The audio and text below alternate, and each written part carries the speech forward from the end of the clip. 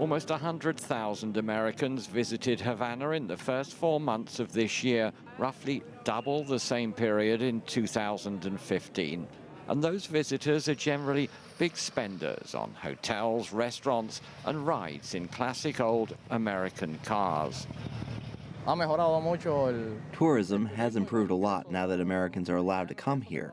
We need more tourists to help the country develop and guarantee our jobs. Just down the road is another car park for old cars. These are taxis for locals, not tourists.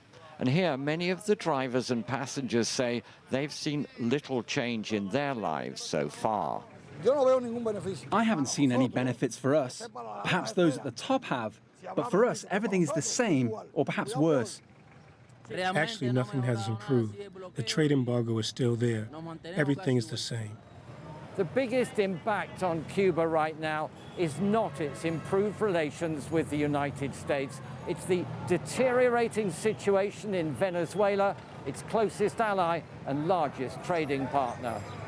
Venezuela has already cut back its subsidized oil shipments to Cuba, and last week President Raul Castro ordered cuts in fuel and energy consumption and warned of economic hardships to come. Observers now wonder whether this will lead to further progress in Cuba's relations with the United States.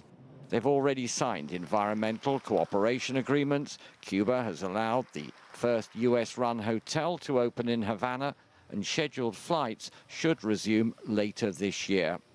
But despite a constant stream of business delegations, little trade or investment has emerged. US President Barack Obama's historic visit to Cuba in March showed the two countries are no longer enemies.